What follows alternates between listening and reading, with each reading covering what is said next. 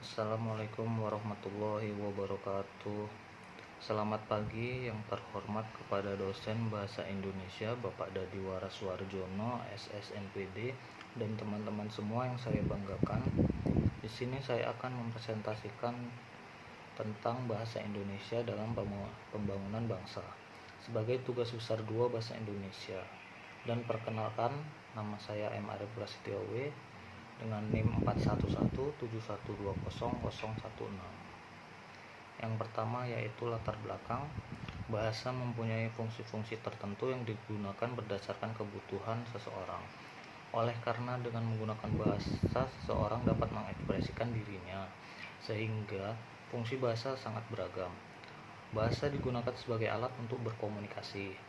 Dalam kehidupan sehari-hari, hampir semua aktivitas masyarakat menggunakan bahasa, baik berbahasa secara lisan maupun tulis, dan bahasa tubuh. Bahkan saat kita tidur pun, tanpa sadar kita menggunakan bahasa. Bahasa juga dapat diartikan sebagai sebuah simbol atau lambang bunyi yang berfungsi sebagai alat komunikasi antar individu. Pada lingkup kecil seperti keluarga dan masyarakat, kita menggunakan bahasa daerah untuk berkomunikasi, tetapi pada lingkup yang luas dan bersifat resmi digunakan bahasa Indonesia. Dengan dicetuskannya bahasa Melayu Riau sebagai dasar bahasa Indonesia pada Sumpah Pemuda 28 Oktober 1928 lalu, perkembangan bahasa Indonesia terus meningkat. Bahasa Indonesia semakin berkembang dan beradaptasi, tetapi di sisi lain bahasa daerah pun tetap memiliki peranan penting dan jabatan yang penting dalam kehidupan sehari-hari. Bahasa daerah tetap dijaga eksistensinya di balik arus permasalahan kebahasaan yang terjadi di Indonesia. Selanjutnya, pengertian dan fungsi bahasa Indonesia. Pengertian dari bahasa Indonesia ada 3. Yang pertama, sarana komunikasi untuk menyampaikan ide dan perasaan secara lisan atau tulisan. Yang kedua, sistem lambang bunyi ujaran dan lambang tulisan. Yang ketiga, bahasa yang baik dikembangkan berdasarkan kaidah-kaidahnya yang tertata dalam suatu sistem. Sedangkan fungsi bahasa Indonesia terbagi menjadi 4. Yang pertama, sebagai bahasa nasional. Bahasa nasional berfungsi yang A, lambang kebangsaan nasional, yang B, lambang identitas nasional, C, alat pemersatu suku bangsa, yang D, alat berhubungan antar budaya dan daerah. Fungsi yang kedua, sebagai bahasa negara, bahasa Indonesia berfungsi yang A, bahasa kenegaraan, B, bahasa pengantar pendidikan, C, bahasa dalam perencanaan pembangunan, dan D, bahasa pengembangan budaya dan iptek. Fungsi yang ketiga, bahasa merupakan suatu sistem atau bunyi ujaran sebagai alat komunikasi. Fungsi yang keempat, fungsi bahasa yaitu yang A, transaksional, membawa informasi faktual atau pesan. Yang B, interaksional, mengekspresikan relasi sosial dan sikap pribadi. Selanjutnya, kaidah bahasa dalam sistem. Sistem lambang yang bermakna dapat dipahami dengan baik oleh masyarakatnya. Yang kedua, berdasarkan kesepakatan masyarakat pemakainya, sistem bahasa itu bersifat konvensional. Yang ketiga, lambang bunyi, lambang sebagai huruf fonemis, bersifat mana suka atau kesepakatan pemakainya atau arbiter. Yang keempat, sistem lambang yang terbatas, itu A sampai Z 26 huruf, mampu menghasilkan kata, bentukan kata, rasa, klausa, dan kalimat yang tidak terbatas dan sangat produktif. Yang kelima, sistem lambang tidak sama dengan sistem lambang bahasa lain seperti sistem lambang bahasa Jepang atau lambang Hiragana. Yang keenam, sistem lambang bahasa itu dibentuk berdasarkan aturan yang bersifat universal sehingga dapat sama dengan sistem lambang bahasa lain. Unsur dalam sistem lambang tersebut menunjukkan bahwa bahasa itu bersifat unik, khas, dan dapat dipahami masyarakat. Kemudian proses perkembangan bahasa Indonesia. Pada tahun 1901, peresmian ejaan CH.A. van op Witsen sebagai ejaan bahasa Melayu. Tahun 1908, pendirian Komisi voor de Volkslectuur atau Taman Bacaan Rakyat. Pada tahun 1908, Komisi voor de Volkslectuur diubah menjadi Balai Pustaka. 1928, Sumpah Pemuda mengakui bahasa Melayu sebagai bahasa Indonesia. 1933, berdirinya Pujangga baru dipimpin STA. 1938, Kongres BI 1 di Solo, perlunya pembinaan dan pengembangan bahasa Indonesia. 1945 Bahasa Indonesia sebagai bahasa negara. UUD 45 Pasal 36. 1947 Ejaan Republik Swandi menggantikan Ejaan of Witsen.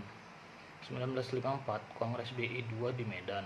Upaya penyempurnaan bahasa Indonesia. 1972 penetapan EYD dan pedoman umum pembentukan istilah oleh Mendikbud. 1978 Kongres BI III di Jakarta menetapkan kedudukan dan fungsi BI.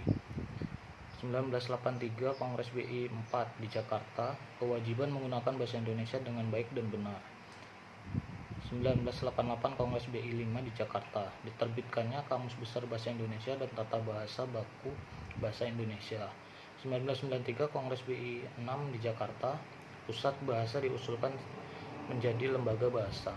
1998 Kongres BI VII dibentuknya Badan Pertimbangan Bahasa. Selanjutnya sejarah. Mengapa bangsa Indonesia memilih bahasa Melayu jadi bahasa Indonesia? Itu dikarenakan bahasa Melayu sudah menjadi lingua franca di Nusantara. Yang kedua sederhana, tidak mengenal tingkatan. Yang ketiga suku Jawa, Sunda dan Bali pemakai bahasa terbesar, sukarela menerima bahasa Melayu sebagai bahasa Indonesia. Yang keempat mudah digunakan sebagai bahasa kebudayaan. Yang kelima bahasa perdagangan, dan yang keenam bahasa resmi kerajaan. Yang ketujuh kedudukan bahasa Indonesia. Mengapa harus menggunakan bahasa Indonesia? Karena bahasa Indonesia sudah tertera dalam Sumpah Pemuda 28 Oktober 1928 yang berbunyi, "Kami putra dan putri Indonesia menjunjung tinggi bahasa persatuan bahasa Indonesia," dan terdapat dalam Pasal 36 Undang-Undang Dasar 1945 yang berbunyi bahasa negara adalah bahasa Indonesia, di mana bahasa Indonesia sebagai bahasa nasional berdasarkan Sumpah 28 Oktober 1928 bahasa Indonesia sebagai bahasa pemersatu. Sedangkan bahasa Indonesia sebagai bahasa negara berdasarkan Undang-Undang Dasar 1945 Bab 15 Pasal 36 bahasa Indonesia sebagai bahasa resmi. Selanjutnya kedudukan bahasa Indonesia. Sumpah Pemuda. Kami putra dan putri Indonesia menjunjung bahasa persatuan bahasa Indonesia.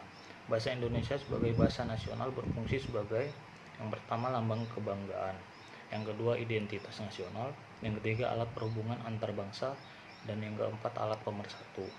Sedangkan pada Pasal 36 Undang-Undang Dasar 1945 yang berbunyi bahasa negara adalah bahasa Indonesia.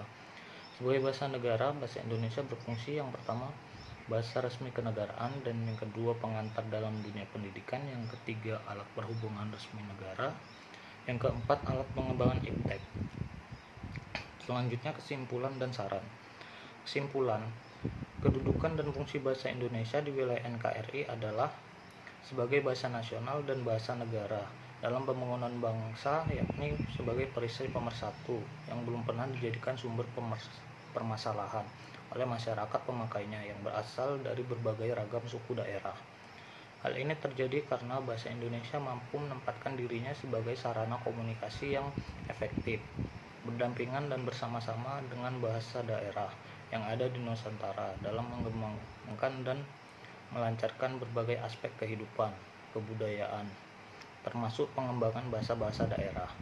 Bahasa Indonesia berperan penting dalam pembangunan bangsa karena bahasa Indonesia merupakan bahasa resmi kenegaraan yang berperan penting dalam memajukan pembangunan masyarakat dalam berbagai aspek kehidupan, yang akhirnya mendorong kemajuan dalam berbagai aspek kehidupan dalam pembangunan bangsa.